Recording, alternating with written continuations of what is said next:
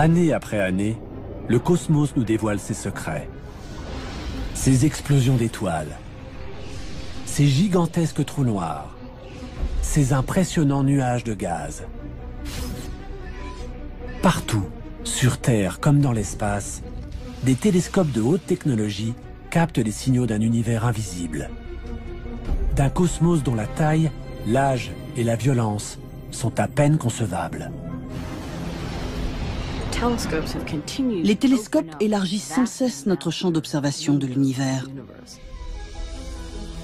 Les scientifiques se livrent une course effrénée à la découverte, à l'aide de télescopes toujours plus grands, toujours plus hauts et toujours plus perfectionnés.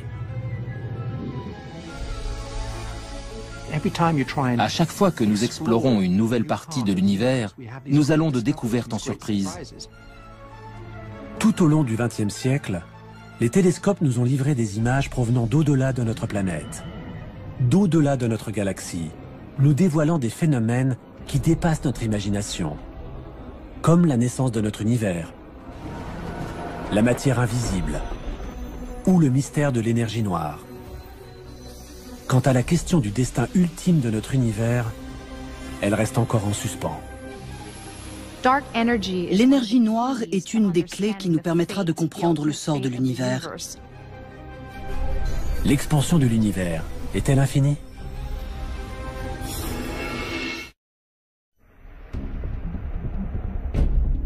Au début du XXe siècle, l'univers connu se limitait à notre galaxie, la Voie lactée.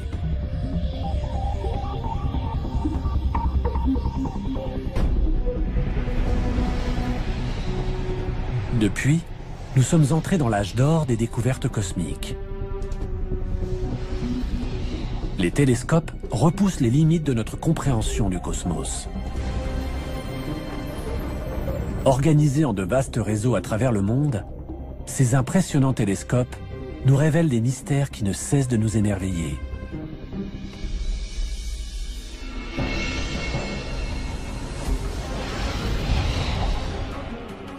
Nous contemplons, ébahis, la beauté des planètes de notre système solaire, les majestueux anneaux de Saturne, ou la course folle des nuages à la surface de Jupiter. Mais au-delà de notre système solaire, nous découvrons l'existence d'exoplanètes, orbitant autour d'autres soleils. Et par-delà notre galaxie, ce sont des centaines de milliards d'autres galaxies, comme celle d'Andromède, du Sombrero ou du Tourbillon, qui comptent chacune des centaines de milliards d'étoiles. Nous avons détecté des trous noirs gigantesques, tournoyant furieusement au cœur de certaines galaxies, dont la nôtre. Nous avons assisté à des supernovas, des explosions d'étoiles, à des millions d'années-lumière de la Terre, qui éjectent à des vitesses spectaculaires des gaz atteignant des températures phénoménales. Et à l'intérieur d'épais nuages de gaz et de poussière, s'élevant à plusieurs milliards de kilomètres, nous avons décelé la naissance de nouvelles étoiles. Les télescopes élargissent sans cesse notre champ d'observation de l'univers. Aujourd'hui, les télescopes les plus perfectionnés nous livrent des mystères jusqu'alors invisibles, que nous commençons seulement à comprendre. La matière noire, la trame invisible sur laquelle tout notre cosmos est bâti. Et l'énergie noire, une force invisible, mais d'une telle puissance qu'elle repousse les limites de notre univers. À chaque fois que nous explorons une nouvelle partie de l'univers, nous allons de découverte en surprise.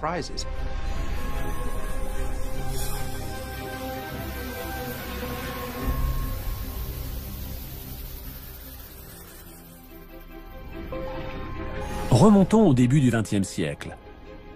À l'époque, l'univers connu est bien plus petit.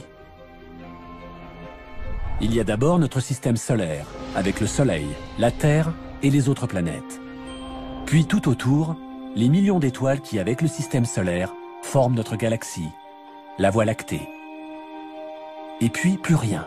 L'univers s'arrête là. Mais une question hante cependant les astronomes. La grande question qui agitait le début du XXe siècle était de savoir si l'univers ne se constituait que de notre Voie lactée ou s'il existait d'autres galaxies. Que s'est-il passé depuis? Comment les télescopes ont-ils réussi à révéler une si grande partie de notre cosmos jusqu'à atteindre ses extrémités?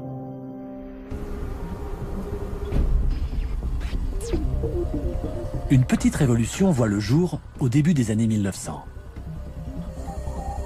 Un tout nouveau télescope est en construction. Il changera à jamais notre perception de l'univers. Il repoussera les limites du cosmos et nous embarquera dans un voyage de découverte dont nous ne sommes toujours pas revenus. Il s'agit d'un des télescopes les plus importants de l'histoire de l'astronomie.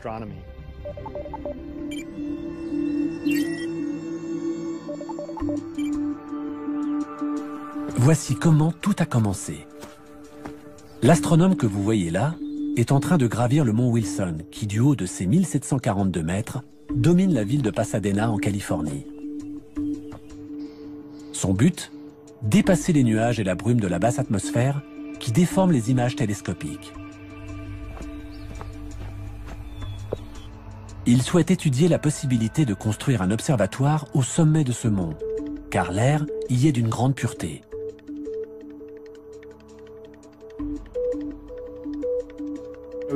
Les astronomes commençaient à se rendre compte que pour avoir une bonne vue astronomique, il fallait trouver des sites de qualité plutôt que de se contenter de construire des télescopes dans des observatoires déjà existants.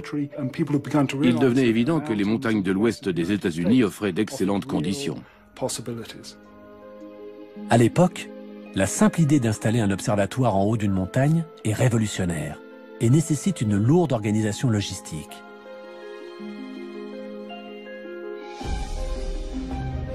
Prudemment, des centaines de tonnes de béton et d'acier sont acheminées sur d'étroits chemins de montagne. Mais la pureté du ciel en vaut la peine. L'observatoire du mont Wilson deviendra le plus haut observatoire du monde, ainsi qu'une référence pour tous les autres observatoires construits par la suite. L'homme à l'origine de cet observatoire s'appelle George Ellery Hale. Il s'est donné pour objectif de résoudre le plus grand mystère du cosmos, découvrir s'il existe quelque chose au-delà de notre galaxie.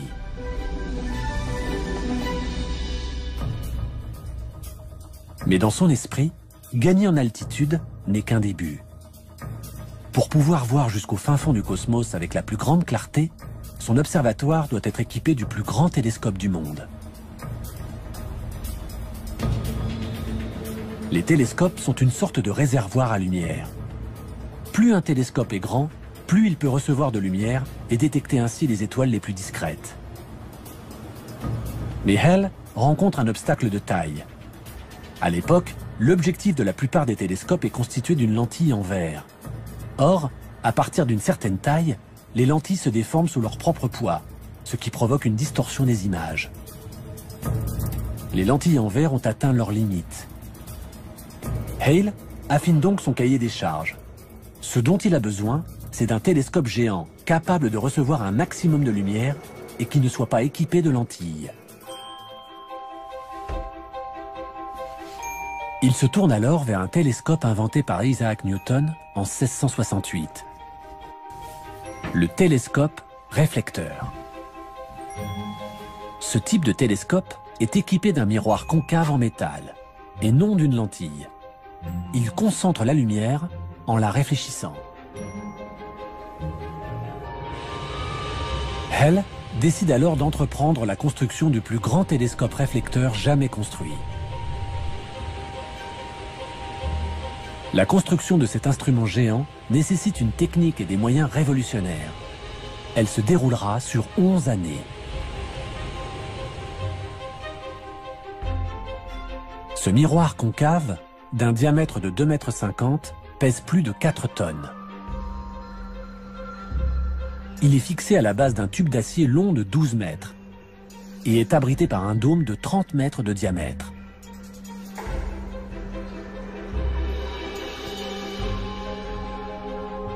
C'est finalement en 1917 que les foules médusées viennent admirer le plus grand télescope jamais construit au monde. The scientific eye of America.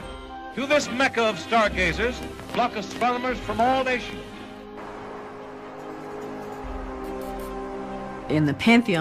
Dans le panthéon des télescopes astronomiques, on peut dire sans hésitation que celui du mont Wilson est le plus important de l'histoire de la cosmologie. Ce télescope a permis de faire tant de découvertes qu'il est aujourd'hui incontournable. Rapidement, cet immense télescope est dirigé vers une des plus vieilles énigmes de l'astronomie. Depuis des siècles, ces étranges nuages lumineux qui flottent parmi les étoiles intriguent les astronomes. Ce sont des nébuleuses. Certaines se présentent sous forme de tourbillons ovales, d'autres arborent de délicates spirales étoilées ou déploient dans le ciel leurs tentacules. Elles sont des milliers à apparaître dans l'objectif des télescopes, mais personne n'en connaît ni leur nature, ni à quelle distance elles se trouvent. Certains astronomes pensent que quelques-unes de ces nébuleuses pourraient se trouver en dehors de notre Voie lactée. Ces nébuleuses seraient-elles alors ce que l'on appelle à l'époque des univers-îles, des galaxies semblables à la nôtre? Si tel est le cas, alors notre connaissance de l'univers et de ses limites s'en trouverait bouleversée. L'observatoire de Hale lève enfin les contraintes techniques qui paralysaient jusqu'alors les recherches astronomiques. Hale invite les meilleurs astronomes du monde à venir l'aider à résoudre une fois pour toutes cette énigme. Parmi eux se trouve un jeune homme, un certain Edwin Hubble. Edwin Hubble était un des plus grands astronomes d'observation. On lui doit un nombre impressionnant de découvertes décisives. Hubble passe des nuits entières à scruter les nébuleuses, vissées au télescope du mont Wilson. Une en particulier retient son attention, la nébuleuse d'Andromède. En effet, elle livre grâce au télescope des détails jusqu'alors invisibles. C'est finalement grâce à la puissance de ce télescope que les nébuleuses allaient devenir accessibles et que l'on ferait toutes ces découvertes qui allaient radicalement changer notre compréhension de l'univers.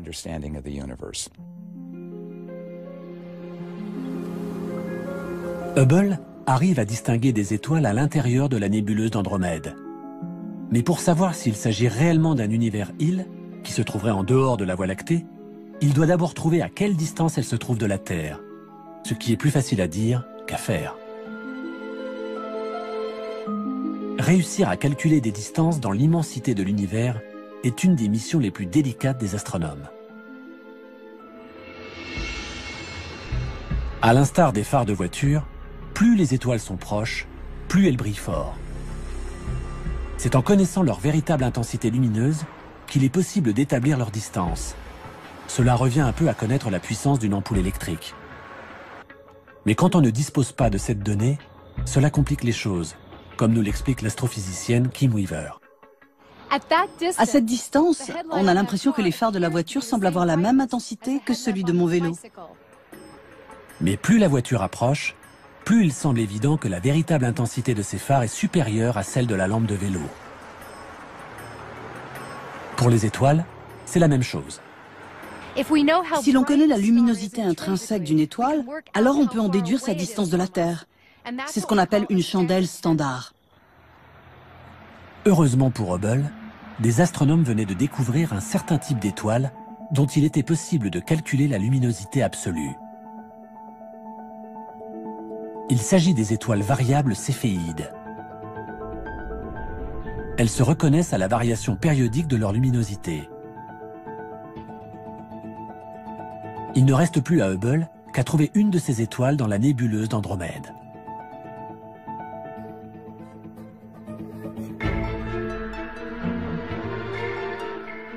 La nuit, il scrute patiemment les cieux, à l'aide du télescope. Et le jour, il analyse les clichés pris durant la nuit, dans l'espoir de repérer une étoile dont la luminosité aurait changé. Enfin, le 6 octobre 1923, après des mois de labeur, Hubble touche au but. Il repère une variable céphéide en bordure d'Andromède.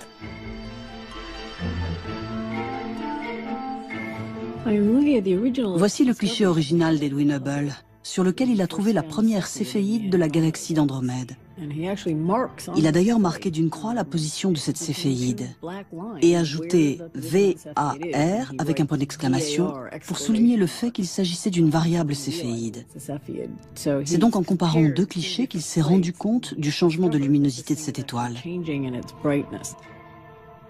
Hubble établit alors une mesure qui restera dans l'histoire. La distance qui sépare une nébuleuse de la Terre. Il calcule qu'Andromède se trouve à 800 000 années-lumière de nous. C'est-à-dire 8 fois plus loin que les étoiles les plus reculées de la Voie lactée. Par conséquent, Andromède se trouve à l'extérieur de la Voie lactée. Hubble vient de prouver l'existence d'une autre galaxie que la nôtre. C'est une preuve irréfutable et Hubble explose de joie. Il sait combien cette découverte est importante. Grâce à ses recherches, Hubble vient de faire exploser les frontières de notre univers. Le cosmos ne se résume pas qu'à notre seule galaxie.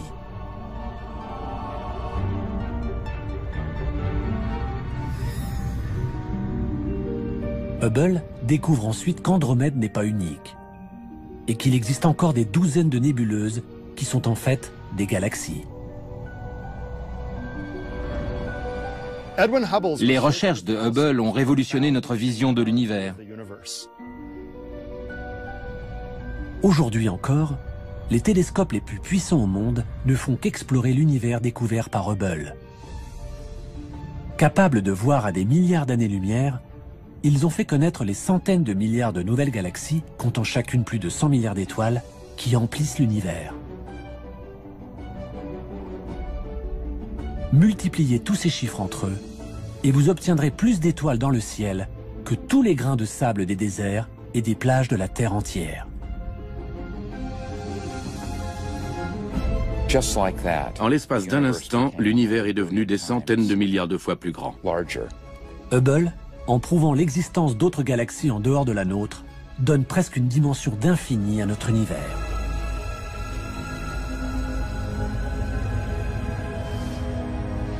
Mais ce qu'il est sur le point de découvrir promet d'être encore plus extraordinaire.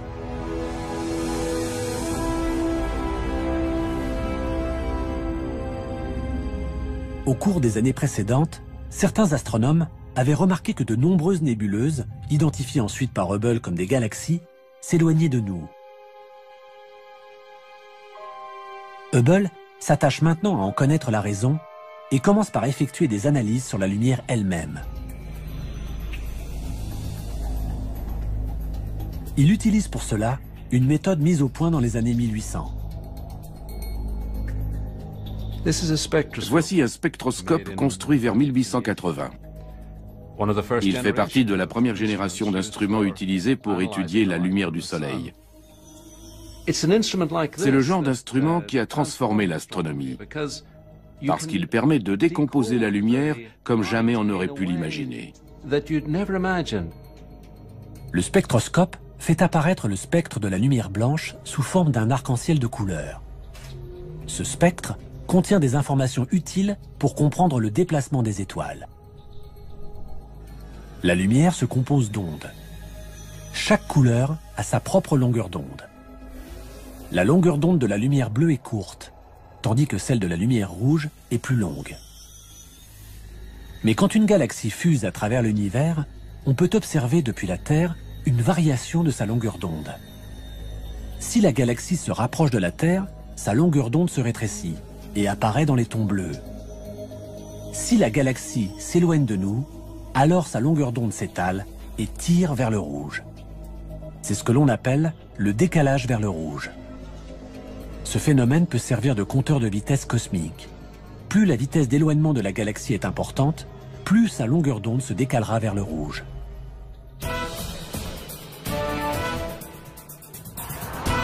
Le son, qui se compose aussi d'ondes, montre les mêmes propriétés. L'astronome Alex Filippenko va nous en faire la démonstration.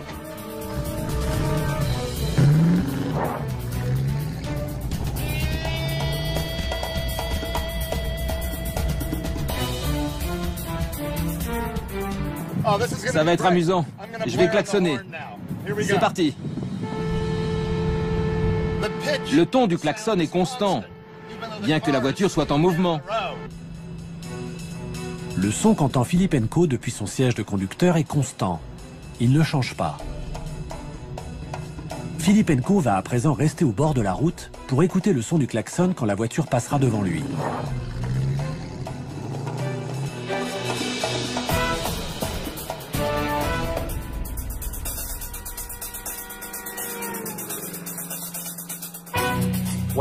Tant que la voiture approchait de moi, les ondes du klaxon étaient comprimées, donc le son était plus aigu.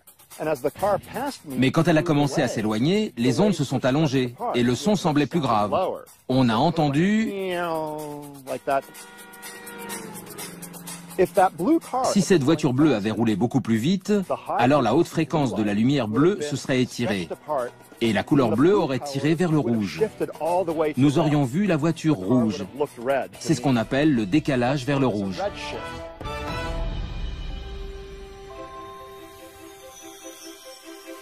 Revenons en 1928.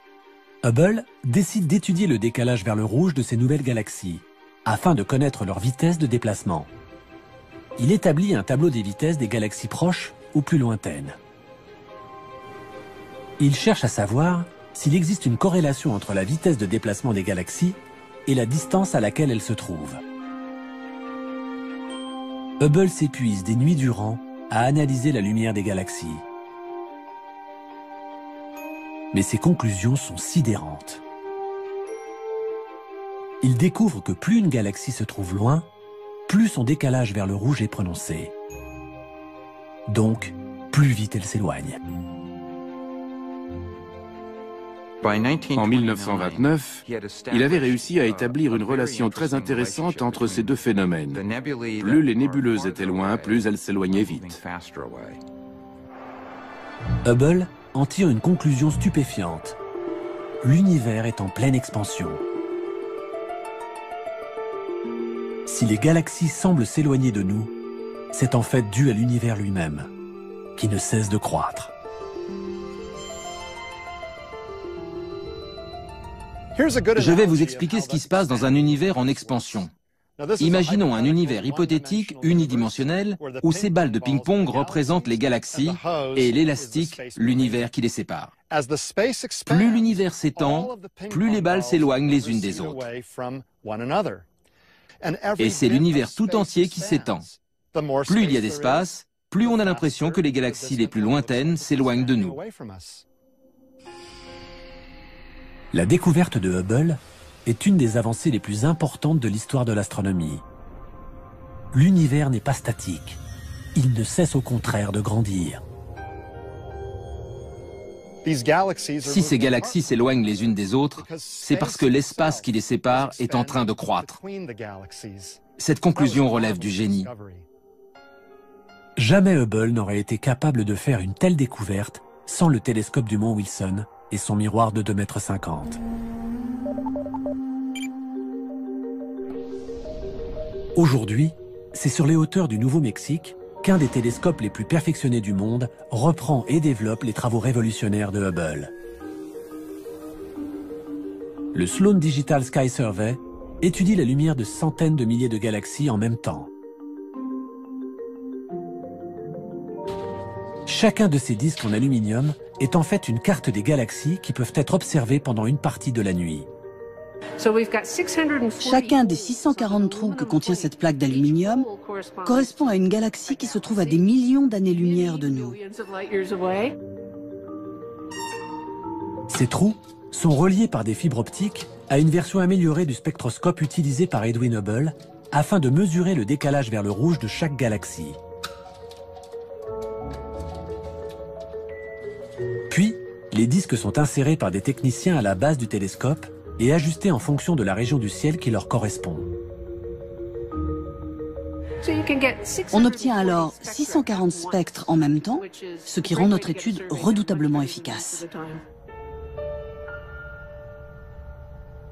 Grâce à cette méthode, on connaît aujourd'hui la vitesse de plus de 930 000 galaxies.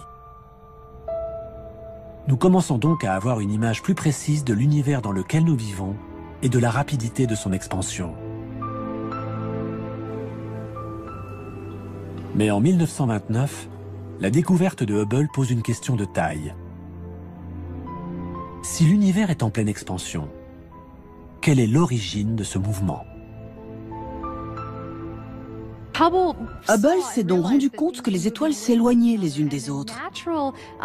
Si on approfondit un peu, on finit par se poser la question de savoir si ces étoiles auraient pu être autrefois concentrées en un seul endroit. Les astronomes émettent alors une théorie révolutionnaire, celle du Big Bang.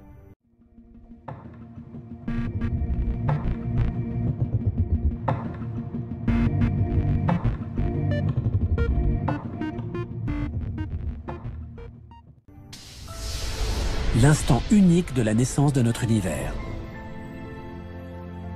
Cette idée est à tel point révolutionnaire que les scientifiques ont du mal à y croire. Il était impossible d'observer ce phénomène. Cela paraissait absurde à l'époque. Einstein lui-même n'y croyait pas. Non seulement personne n'adhérait à cette théorie, mais en plus, les télescopes d'alors ne permettaient pas d'observer les effets du Big Bang.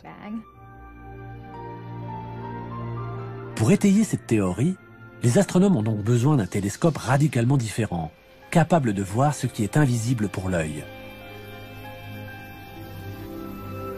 Au-delà des couleurs que notre œil perçoit, se trouvent les rayons du spectre électromagnétique invisibles à l'œil nu. Les rayons gamma, les rayons X, les ondes radio, les micro-ondes sont d'une importance cruciale pour les astronomes. Ils peuvent expliquer quelques-uns des épisodes les plus violents de notre univers. L'œil humain ne peut percevoir qu'une infime partie du spectre électromagnétique, des ondes qui fonctionnent comme la lumière. Mais nous avons réussi à voir certaines parties de ce spectre, invisibles à l'œil nu.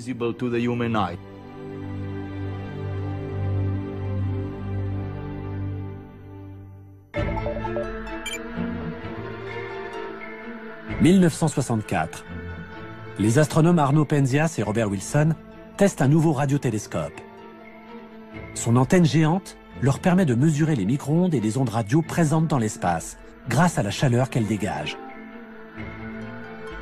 Selon leurs calculs, les étoiles de notre Voie lactée devraient émettre une faible chaleur. Mais lorsqu'ils dirigent leur antenne vers l'espace intersidéral, où normalement ils ne devraient rien capter, le télescope, contre toute attente, enregistre quelque chose. Nous pensions que le ciel, en dehors de la Voie lactée, serait très froid, voire qu'il frôlerait le zéro absolu. Mais à notre grande surprise, nous avons constaté que sa température s'élevait à 3 degrés au-dessus du zéro absolu. Ce mystérieux signal semble provenir d'un peu partout. Nous avions un son, ou un signal, si vous voulez. Était-ce des ondes radio? Était-ce autre chose? Nous n'en avions aucune idée. Penzias et Wilson pensent d'abord qu'il s'agit d'un problème de fonctionnement du télescope, qui provoquerait une interférence. Ils vérifient tout, allant même jusqu'à balayer les déjections de pigeons qui jonchent l'antenne. Le son était toujours là, été comme hiver, nuit et jour, en permanence, et provenant de partout.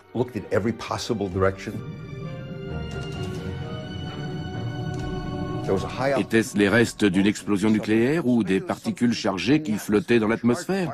Comment savoir?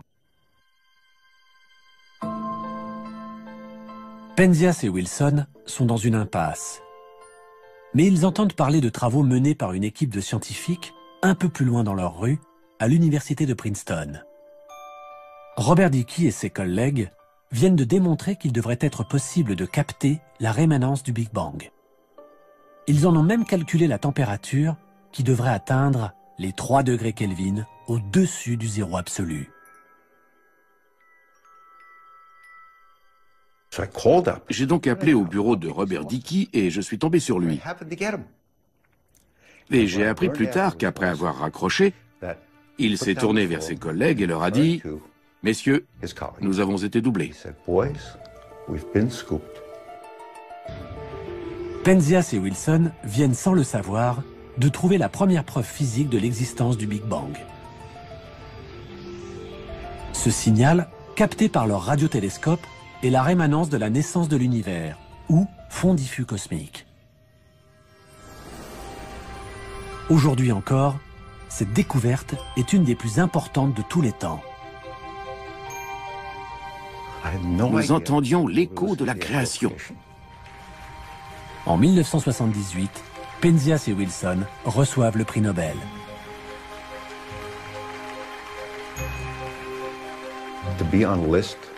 Se retrouver sur la même liste qu'Albert Einstein, dans la même lignée, était tout bonnement inconcevable. Comment se comparer à toutes ces personnalités qui avaient reçu des prix Nobel? Cette découverte, en 1964, de l'écho de la radiation du Big Bang a été la toute première preuve d'un Big Bang chaud de l'origine de l'univers. Penzias et Wilson avaient donc mis le doigt sur une preuve directe du Big Bang.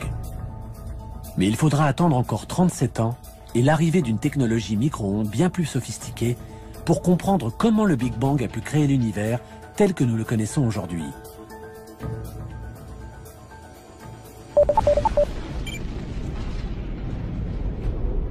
Cet appareil, qui tourne en orbite à 1,6 million de kilomètres de la Terre, est la sonde Wilkinson Microwave Anisotropy Probe, ou WMAP. Il s'agit d'une version très avancée de l'antenne géante de Penzias et Wilson, équipée de 2 télescopes réflecteurs. La mission de la sonde WMAP est l'étude du rayonnement thermique cosmologique dans le moindre de ses détails, afin d'en savoir plus sur la formation des galaxies.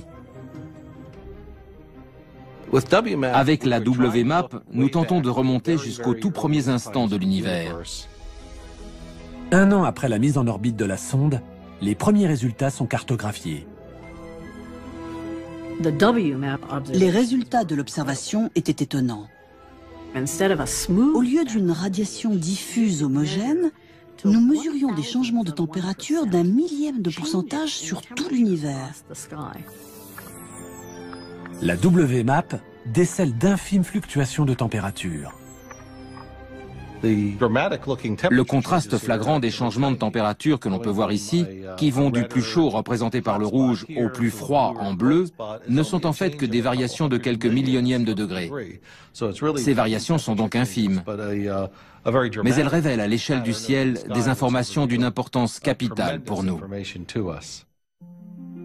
Ces minuscules points rouges correspondent à des endroits où la matière semble se concentrer et où des noyaux de galaxies finiront par apparaître. Ces indices, ces preuves, nous donnent des renseignements cruciaux sur l'origine des étoiles et des galaxies. Grâce à la sonde WMAP, les astronomes recueillent des informations sur les premiers instants de l'univers qui ont suivi le Big Bang. Nous pouvons en déduire ce qui s'est passé au cours du premier milliardième de la première seconde de l'univers. Je trouve vertigineux de pouvoir remonter si loin dans l'histoire de l'univers. La précision de la sonde WMAP permet aussi aux astronomes de résoudre une autre des grandes énigmes du cosmos: l'âge exact de l'univers. Pour la première fois, les astronomes disposent d'un chiffre précis. Nous savons aujourd'hui que l'univers a environ 13,7 milliards d'années. C'est beaucoup, mais ce n'est pas infini, alors que cela aurait pu être le cas. C'est là une autre des grandes découvertes scientifiques du XXe siècle. Jamais aucun autre télescope n'a été capable de nous faire voyager aussi loin de la Terre et aussi près de la naissance du cosmos. Il nous donne à voir les frontières de l'univers et nous en dévoile des détails insoupçonnés. Mais les micro-ondes qu'il enregistre sont invisibles pour l'œil humain. Sera-t-il possible un jour de contempler les toutes premières galaxies de l'univers de nos propres yeux, dans la lumière visible? Oui, mais pour cela, les télescopes optiques devront bénéficier eux aussi d'une avancée technologique qui les fera prendre leur envol. Liftoff of the Space Shuttle Discovery with the Hubble Space Telescope, our window on the universe. La NASA lance le télescope le plus célèbre jamais construit. Si vous demandez à n'importe quel passant dans la rue de citer le nom d'un télescope, on vous répondra Hubble.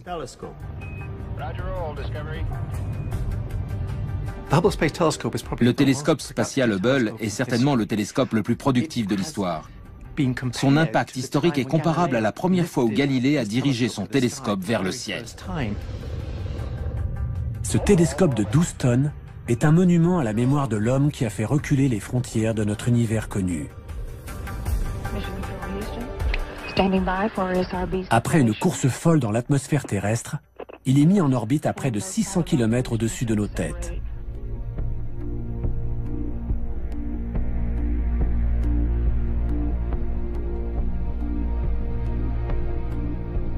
Depuis que Hale avait fait construire un observatoire sur une montagne, les astronomes rêvaient de pouvoir envoyer un télescope dans l'espace. Ici, bien loin de toutes les interférences de l'atmosphère terrestre, aucun nuage, aucun brouillard, aucune turbulence ne vient obscurcir la lumière de l'univers. Le fait d'avoir un télescope dans l'espace nous offre une vue imprenable sur l'univers, et c'est Hubble qui nous a fait remonter le plus loin dans le temps et dans l'espace. Et Hubble, lui, observe la lumière visible. Hubble nous donne les images que nous serions capables de voir si nous étions dans le vide, si nous avions des yeux de 2 mètres, et que nous puissions les garder ouverts pendant 1 semaine. Voilà ce que nous verrions. Ce ne sont pas des images de synthèse, ce sont des photos numériques. Ces photos étonnantes de clarté, prises par Hubble, sont les images les plus extraordinaires qui nous soient parvenues de l'univers. Des restes d'explosions d'étoiles qui fusent dans l'espace. D'immenses nuages de gaz et de poussière d'où naissent de nouvelles étoiles. De lointaines galaxies tourbillonnant dans l'espace et qui, entrant en collision, créent de nouvelles supergalaxies. Je crois que mon image préférée est celle de la nébuleuse Papillon. C'est une nébuleuse dont s'échappent des gaz à presque 1 million de km/h.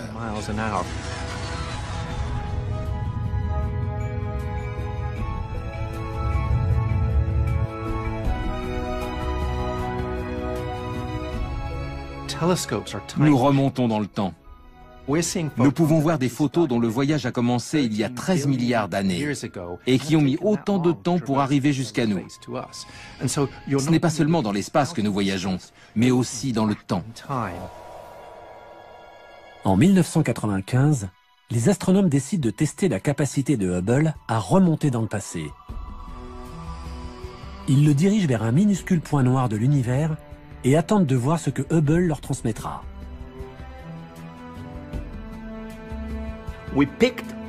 Nous avons choisi une microscopique partie du ciel où il n'y avait rien, du moins rien de spécial. Nous avons fixé pendant 10 jours un point noir dans le ciel. C'est comme si on avait demandé à Hubble d'espionner par un ridicule petit trou de serrure de notre galaxie l'univers qui s'étendait derrière. La taille de ce trou ne dépassait pas le diamètre d'une paille. Mais ce que voit Hubble est fascinant. Et dans cette infime partie du ciel, nous avons compté 10 000 galaxies. Chaque point lumineux que vous voyez sur cette image représente une galaxie composée d'une centaine de milliards d'étoiles telles que le Soleil. Cette image s'appelle le champ profond de Hubble. On peut y voir des galaxies d'une luminosité 4 milliards de fois plus faible que ce que l'œil humain est capable de percevoir. Cette lumière a commencé son voyage il y a des milliards d'années. S'il y a bien une image qui nous donne une idée de la taille et de la profondeur de l'univers, c'est celle-ci. Chaque mission d'entretien de Hubble a été l'occasion pour les astronautes d'améliorer sa résolution optique. La dernière mission de la NASA, qui remonte à 2009, a permis d'obtenir l'image d'un nouveau champ profond qui révèle les galaxies les plus lointaines jamais vues, datant de seulement 600 millions d'années après le Big Bang. Nous voyons aussi loin qu'il est possible de voir, puisque nous remontons à l'époque de la naissance des galaxies. Le télescope spatial Hubble ne cesse de produire des images toutes plus étonnantes les unes que les autres. Je pense que Hubble est en un sens unique en son genre dans l'histoire de la science. Il a déclenché la fièvre des grandes découvertes. Et chaque homme, chaque habitant de cette terre, se l'est en quelque sorte approprié.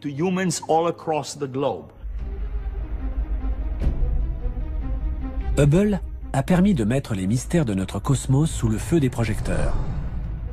Il travaille aujourd'hui avec un vaste réseau de super télescopes modernes. Ensemble, ils tentent d'en savoir plus sur un phénomène inconnu qui a secoué le monde de l'astronomie et qui menace de remettre en question toutes les connaissances que l'on a pu amasser sur l'univers. Une force énigmatique que l'on a baptisée énergie noire. L'énergie noire est une énigme absolument totale. C'est une énergie qui semble avoir été créée de rien, du vide sidéral. Nous ne savons pas ce que c'est. Rien ne laissait présager de la découverte d'une telle énergie noire.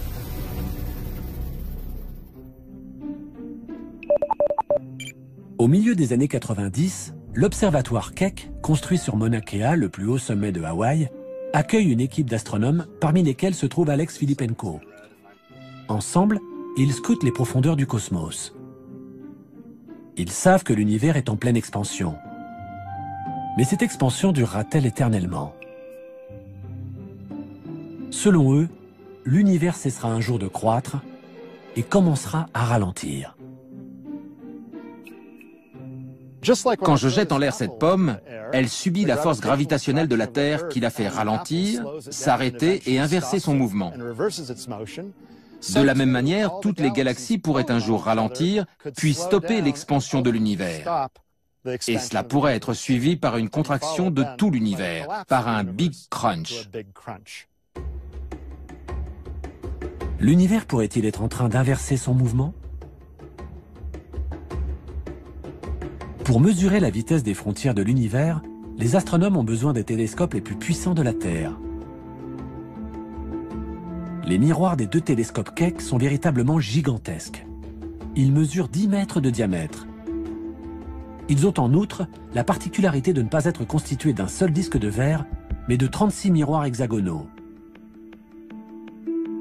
L'image qu'ils donnent est d'une clarté exceptionnelle. Les télescopes Keck sont de fantastiques outils. Ils nous permettent de voir des galaxies qui se trouvent aux confins de l'univers visible, à 10, 11 ou même 12 milliards d'années-lumière. Pour connaître la véritable distance à laquelle se trouvent ces galaxies lointaines, les astronomes ont besoin d'une chandelle standard, une étoile qui pourrait servir de maître étalon cosmique. Il y aurait bien les étoiles variables céphéides, dont se servait Edwin Hubble, mais la distance est si grande que leur luminosité serait trop faible. Les astronomes se mettent donc à rechercher dans ces galaxies un type d'étoile bien spécifique, remarquablement brillante. Quand une étoile meurt, elle provoque une explosion d'une violence à peine imaginable. C'est ce qu'on appelle une supernova. Une supernova est une explosion d'étoiles. La mort d'une étoile n'aboutit pas systématiquement à une explosion, mais quelques étoiles se disloquent intégralement et provoquent une gigantesque, une colossale explosion. Encore faut-il trouver le bon type d'explosion d'étoiles. Les astronomes recherchent une supernova dont l'explosion s'accompagne d'une luminosité extrêmement intense et consistante. Une supernova de type 1A. C'est une sorte d'explosion nucléaire incontrôlable. Ce sont de véritables bombes nucléaires. Et malgré les milliards d'années-lumière qui nous séparent de ces galaxies, les astronomes finissent par y trouver une supernova de type 1A. Ça y est, regarde. Là, c'est un peu flou. Ils peuvent à présent mesurer le décalage vers le rouge de ces galaxies lointaines pour en calculer la vitesse d'éloignement. Enfin, en 1998, après des années de recherche, tombe un résultat auquel personne ne s'attendait. L'expansion de l'univers n'est absolument pas en train de ralentir. Elle s'accélère. À notre grande surprise, nous nous sommes rendus compte que la vitesse d'expansion de l'univers avait augmenté. Au lieu de ralentir, elle accélérait. Comme si ma pomme faisait zoom, comme ça. Cette conclusion était hallucinante. Une force mystérieuse, impossible à voir, est donc en train de défier la gravité et de repousser toujours plus loin les frontières de l'univers. Les astronomes ont donné à cette force le nom d'énergie noire. Il est possible que la théorie de la gravité d'Einstein soit incomplète et que cette énergie révolutionne quelques-unes des lois fondamentales de la physique. Mais la nature exacte de l'énergie noire et l'influence qu'elle exerce sur notre univers sont autant de questions qui restent actuellement sans réponse. L'énergie noire est une des clés qui nous permettra de comprendre le sort de l'univers.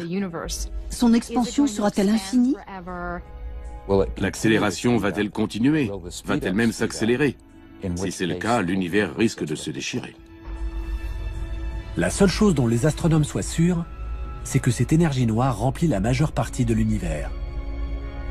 Depuis, nous avons découvert que cette énergie noire constitue 72% de la densité d'énergie de notre univers. Et malgré cela, nous ne savons pas ce que c'est. Pour vous faire comprendre la taille de l'énigme devant laquelle nous nous trouvons, prenons l'exemple de la Terre qui est recouverte à 70% d'eau. Et imaginons que nous n'ayons absolument aucune idée de ce qu'est l'eau.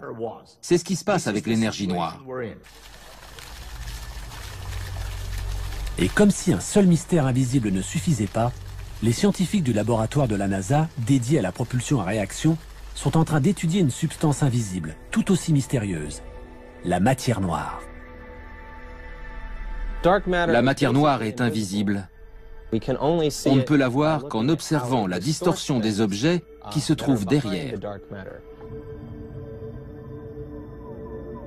Les images prises par le télescope Hubble servent aussi à présent à localiser la matière noire dans l'univers.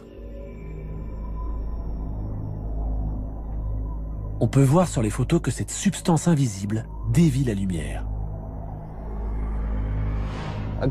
Ce phénomène est comparable à ce qui se passe dans une piscine. Quand on jette une pièce au fond d'une piscine et qu'on la suit du regard, elle ne disparaît pas de notre vue, parce que la lumière réfléchie par la pièce traverse l'eau. L'eau est en quelque sorte invisible. Mais la pièce semble un peu déformée parce que le trajet qu'emprunte la lumière n'est pas droit. Il est déformé par l'eau avant d'atteindre notre œil. La matière noire a les mêmes propriétés.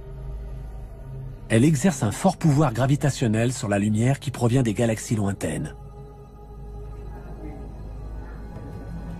Ce que nous voyons ici est la lumière d'une galaxie lointaine qui vient vers nous en passant au travers de cette matière noire. Et on voit bien qu'en la traversant, son trajet est modifié.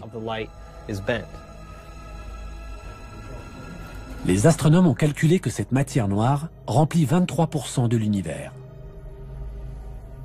Ajoutez à cela l'énergie noire, et il ne reste plus que 5% de l'univers qui ne soit pas invisible. Cela fait maintenant 400 ans que nous étudions le ciel à l'aide de télescopes.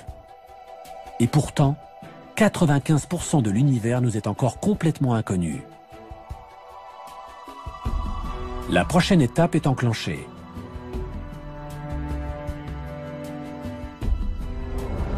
Une nouvelle génération de télescopes, propulsés dans l'espace, installés sur les plus hauts sommets de nos montagnes ou enfouis à des kilomètres sous terre, se prépare à révolutionner une fois de plus notre compréhension de l'univers. Notre connaissance de l'univers dépend exclusivement des télescopes. Ils sont notre unique moyen d'exploration. Nous sommes en train de concevoir des télescopes géants qui nous aideront à avancer sur des sujets fondamentaux, tels que la nature de l'univers, sa composition ou la possibilité d'une vie extraterrestre. La très grande sensibilité des instruments scientifiques actuels les rend capables d'étudier aussi bien le visible que l'invisible. Ce sont eux qui nous livreront les clés des plus grands mystères de notre cosmos. Nous sommes sur le point de découvrir la partie invisible de notre univers. Depuis le jour où pour la première fois l'homme dirigea un télescope vers le ciel, nous n'avons cessé de chercher à découvrir les limites de notre univers. Les progrès de la technologie ont donné naissance à des télescopes toujours plus gros, toujours plus hauts, toujours plus perfectionnés. Grâce à eux, nous avons eu la chance de faire des découvertes toutes plus vertigineuses les unes que les autres. Nous savons à présent combien nous sommes petits comparé à l'immensité de notre univers. Nous sommes même sur le point de découvrir des planètes sur lesquelles pourraient se développer des formes de vie. Y a-t-il des planètes semblables à notre Terre? La vie existe-t-elle ailleurs? Nos futurs télescopes pourraient bien être capables de répondre à ces questions. Étape par étape, nous avons franchi les limites de notre planète, puis de notre galaxie, dépassé ensuite des centaines de milliards d'autres galaxies et atteint les confins de notre univers. Nous sommes virtuellement remontés jusqu'au Big Bang et à l'origine des temps. Les télescopes remettent en question tout ce que nous pensions savoir de notre planète et de sa place dans l'univers. Qui sait ce que nous réserve l'avenir? Il faudra faire le point dans un siècle. Je pense qu'une fois de plus, tout notre savoir aura volé en éclats.